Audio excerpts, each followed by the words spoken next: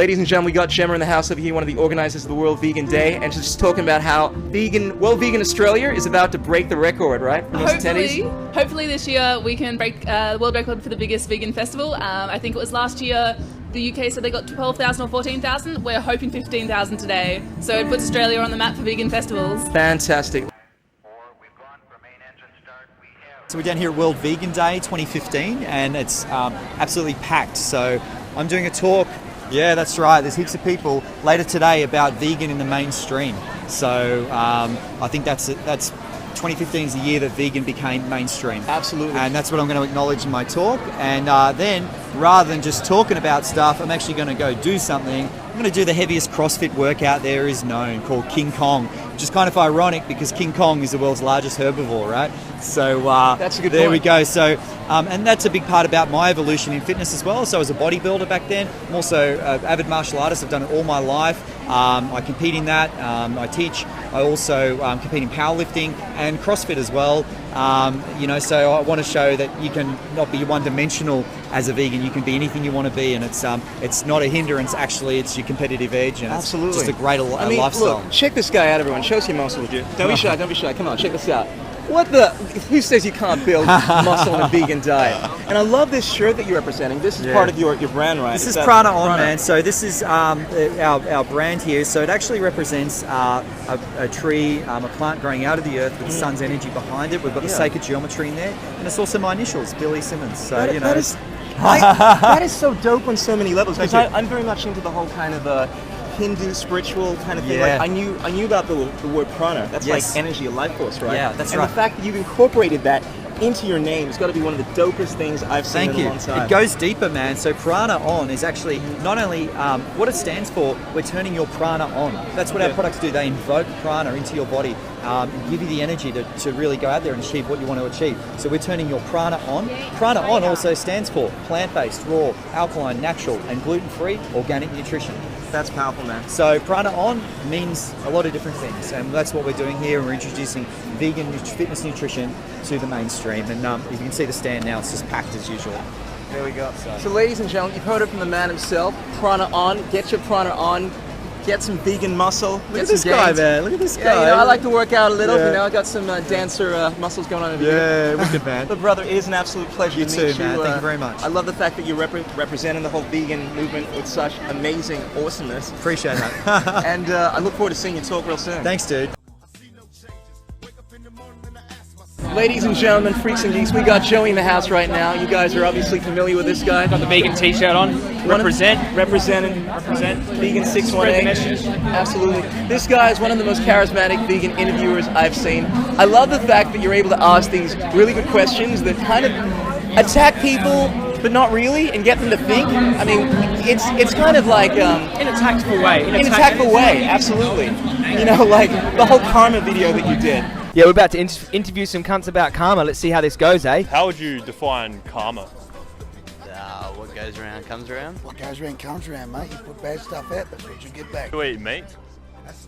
Yes, I do. You bastard. So, mate, man's got to eat. Simple as, mate. I'll eat roadkill if I had to, mate. I don't give a bugger, eh? I thought that was absolutely beautiful, man. And it really conflicts with the people's belief systems because you got to ask the right questions in the right way, see what their beliefs are first, and then ask the hard-hitting question at the end to see if anything conflicts with their belief, you know?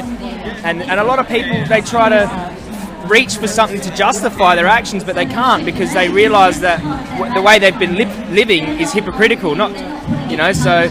That's how I used to live my life as a hypocrite, you know, conflicting my actions and my morals, but now I prefer to live in alignment, and it's made me a better person. I try to bring people up and inspire them to do the same. Absolutely. And that's what it's all about, man. I mean, before I came to the vegan festival, I was kind of like a weak-ass vegan. I wasn't really serious about it. I wasn't really checking stuff, and it wasn't until I met people like yourself now that would hold me to a higher level, and I would talk about how I'd still have milk sometimes. It was in biscuits. I'd still do this, have this and that, and they were like, well, so you're vegetarian. And they were telling me about the whole industry, which I didn't fully understand then, but it made me question what I was doing. And a lot of people think it sounds mean how sometimes we're confronting like that, but it's only to make people... To hold people to a higher standard. Yeah, hold them to a and higher I think a lack of understanding and truly knowing, like, Well, let's just say you don't know the cruelty factor of milk in the dairy industry, then why would you think it's cruel, you know? So I think once people, the information is really important. So once people see the information, they see what's happening, then they understand, and then they can make the informed decision, you know what I mean? But I suppose if people don't know, that's why it's important to get the hard-hitting truth out to people, like this is what you're involved with. This is what you're causing. This is the suffering you're involved with. Do you want to continue doing that? So, absolutely. Well said, Joey. Joey, look forward to hanging out with you today. This is freaking awesome. Vegan activists linking up over here. Peace out. Keep it real, everyone. Go vegan. Yeah. Ladies and gentlemen, we have the one and only voiceless James. Is it Aspey? Aspey in the house over here. What's this up? This guy is compassion personified. He's been doing this activism thing for almost 2 years now, right? Yeah, a couple of years. Yeah. So how does it feel, like talking to such a wide audience about veganism? I love it, man. The more people that want to hear the message, the better. That means we create more change. So I'll talk to as many people as I can to spread the love. Okay. Yeah, bro. And you're going around different states? Are you going to every festival in Australia? I go to wherever I'm invited, and I got a booked out calendar, so I got a lot of talks coming up, but I'll go anywhere. I don't charge $1 for my talks. I just want to spread the love and spread the vegan word, so I'll go anywhere, man. That's awesome, man. I really respect what you're doing, you know. It takes a tremendous... It's easy to live for yourself, but when you live for others like that, you know, my inspirations have changed a lot over the last year, where I look up to people more like you that are actually doing things for the benefit of society. And I take so much inspiration from people like you. I just want to give you a thumbs up. Ladies and gentlemen, be sure to check out James if you haven't heard of his stuff. We all do our part, so whatever you can do, use your own strengths to promote the vegan message, and that's how we'll bring an end to this horror happening to animals. Absolutely. Whatever you can do. Ladies and gentlemen, we got Abdullah in the house, and we got John Keeney over here. We got Joey, we got the whole crew.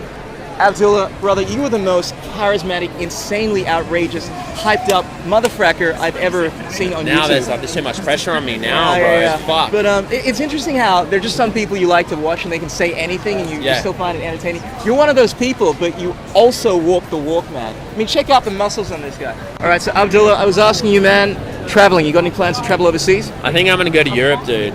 Actually, I'm gonna go to Singapore soon.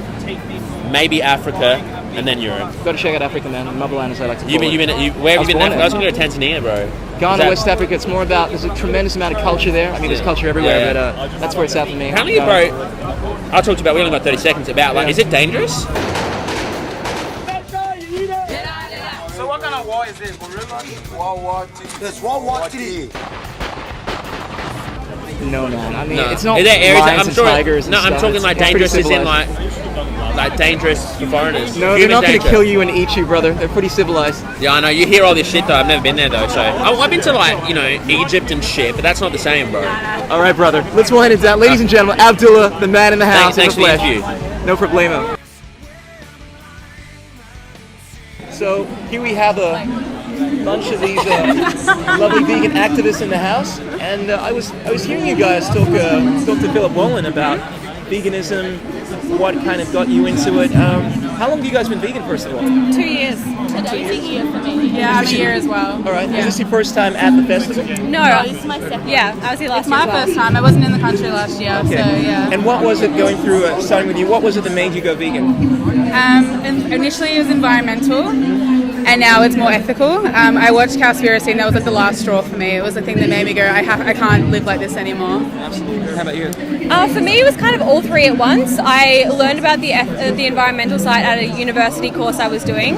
At the same time, I'd cut out dairy because I was having skin trouble, and then I found Earthlings one night, and that was just it. And it just like clicked, and yeah. And just winding down, we got like 10 seconds. How about you? I watched the best speech ever, and I just couldn't argue with it. I had to go vegan. Absolutely. With me, it was always about the animals from 6, and then I found out about the treatment of cows and all that kind of stuff, became vegan.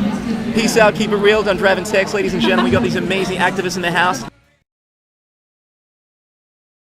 So ladies and gentlemen, we have the beautiful Lucy from Evolve Generation in the house right now. Right. And she's part of this whole beautiful food that we got going on over here. What's going on down here, sweetie? All right, so we might show you just in a minute. We're standing right in front of the World Vegan Day food demonstration stage. There we go. Our final presentation of the day is just about to commence. The two chefs from Pound and Chocolate, the product development chef and the head chef, are about to present some amazing desserts. Yummy, yummy, and yummy. I've curated the entire lineup today on the cooking stage, as well as running a fitness zone and some presentations on the speaker stage. Awesome. Got to be busy. So you're obviously into fitness and stuff. I mean, tell us a bit about Evolved Generation. Sure. Well, this is the brand there on the t-shirt, Evolved Generation, and we've got a tag that is strength through compassion. So we like to show that just because you're strong and you're interested in athletics and bodybuilding or any kind of sporting endeavor, doesn't mean that you can't also have that compassionate aspect to being mindful of where you source all of your ingredients to fuel your lifestyle. Ethical gains, yeah. Ethical gains, vegans, which I don't have. I'm a yoga girl. Well, yoga's all about balance and strength, inner strength. True. Real strength needs no victims, y'all. You heard it from the Lucy, the big gangster of Melbourne. MC Danger, that's me. Damn straight. I'll be sure to put this out for the YouTube subscribers. Well, thanks so much for your time, Krishool. Right now, we got Philip Wollen. Philip, what's been happening in your world at the moment? You've been traveling everywhere. You're an inspiration to a lot of vegans. What's been happening in your world? A couple of months ago, I took two Sea Shepherd captains with me to India to have a look at some of our projects. And our projects basically cover children, animals, the environment, and the terminally ill. So we took them around to maybe 30 or 40 different projects, and they were blown away. But basically the key underlying thesis under what we do is to take cruelty away, clean up the environment, improve human health, and bring a sense of justice to everybody, not just the animal kingdom, but from people from all walks of life. So most of our projects are essentially in developing countries. And it's strange to use that term because some of the so-called developing countries are more advanced than Australia because they've developed in their ethics much better than we have. It's funny how advanced we are with that technology, but our ethics don't seem to have caught up. Exactly. Yeah. You're quite correct, yes. Well, Philip, I've been checking out a lot of the Sea Shepherd shirts lately. My friend Tess has been admiring them. I'm probably going to get one before I leave. I think it's an amazing organization. You guys should check it out. And thank you so much for taking a moment out to speak to me. Philip, I want to say you've been an inspiration to me. I've been inspired by so many of your speeches, and it's great to know that you're part of this whole community. Thank you so much. Thank you. Peace out. Ladies and gentlemen, you were looking at Durian Rider, the man himself. Durian, you were telling me you've been here since 10:30. Yeah. It's I think it's about 7:30 now. So you've been answering all the questions from all of these young bee gangsters over here, educating them, giving them your perspectives on everything that's going on in the movement. And now you're speaking to Krishool. Make sure that you set a camera. Absolutely. But I wanted to ask you, man. I mean, here's a hot button issue at the moment. World Health Organization. Yes. What are your thoughts on people accepting the information eventually about meat, at least some kinds of meat, processed meats, leading to cancer? Do you think people will eventually open up to the truth? I think it's a powerful seed that's been planted in the last few weeks. I don't watch television. I've been out of TV for 13 years, so I'm a bit out of the loop. I don't really read newspapers that much either. But I'm hearing it on social media. They're talking about it. But I read those studies like probably 13 years ago that red meats contributed to cancer, etc. Absolutely. But now it's full mainstream, so that's really cool. I would say that it's planting a lot of seeds in a lot of people's minds, but I still think that most people in my experience would rather die than change their diet. I totally agree. I think about cigarette smoking, and I mean, we've known for a long time now that's bad for you, but still, people a lot of people. $20 a packet in Australia. Yeah, and the strange thing is, there's still parts of the world where people believe it's good for you. They actually use it as a form of treatment. I've watched documentaries about, I don't know what country, but they use this stuff as a way of healing people. It just shows that no matter how progressed we become as a society, there are always people that don't want to wake themselves up to the truth. Bingo. But Durian, what's in store for the rest of the year and next year for you? Just keep banging out YouTube videos. Just put out my latest cycling ebook, cycling tips one. Work on some audio book content, and just keep training. Keep talking to people on the street. Keep doing more and more YouTube videos. Fantastic.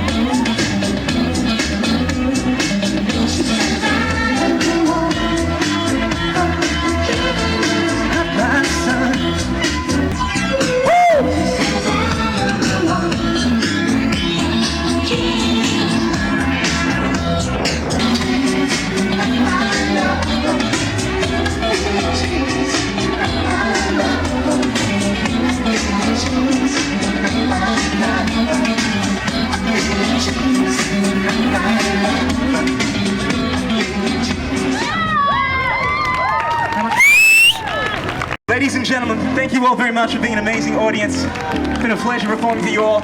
Peace out, keep it real. Live your compassionate lives. Thank you all very much.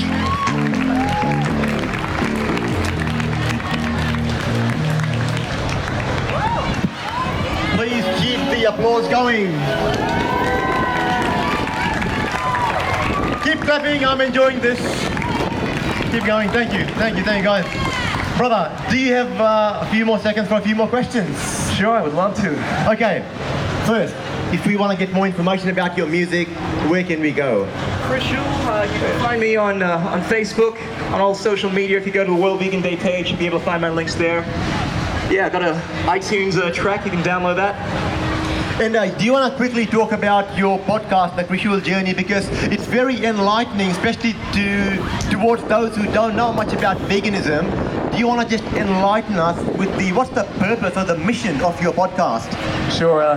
My podcast, The Krishool Journey, is to give people unique perspectives into other people's lives and other things that are going on in the world. It's kind of like an alternative medium for all the stuff that I guess we don't tend to hear about in the mainstream news. And it's great to have an informal conversation. If you're an expert in any particular field dealing with social justice or environmentalism or anything, be sure to look me up if you want to come on my podcast. It's a pretty humble setup, but I'm always up for interviewing new interesting minds. So be sure to check that out. And I've been linking up with some other great activists out there. I want to mention John Keating. I've been linking up doing a lot of podcasts with this guy over there, John Keating. You can all see him out there. Thank you. And Mark Donahue, I interviewed him not long ago. Who's giving a speech pretty soon, I think. Yes. But yeah, it's just a great avenue for speaking about different topics. And Krish, anyone who knows you well knows that you've got a very deep spiritual side. How do you bring that into your music and more importantly into your animal rights work?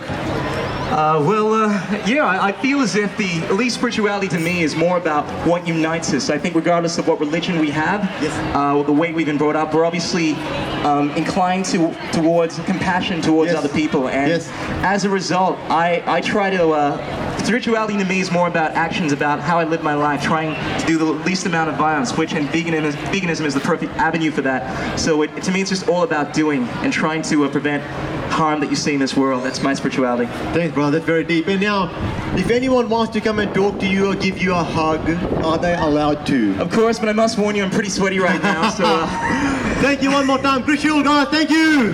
Thank you all very much. Thank you. Peace out. Thank you. Joy, metaphysical, lyrical, saying of the truth. The only one to make change is walking in your shoes. Be the example, don't complain about the news. Making music and serving the world with the loo. Now you can be the same, or you can be the change. Find strength from inside, break through the chains. No one to blame, nothing to prove. You create your reality, it's up to you. Be the change.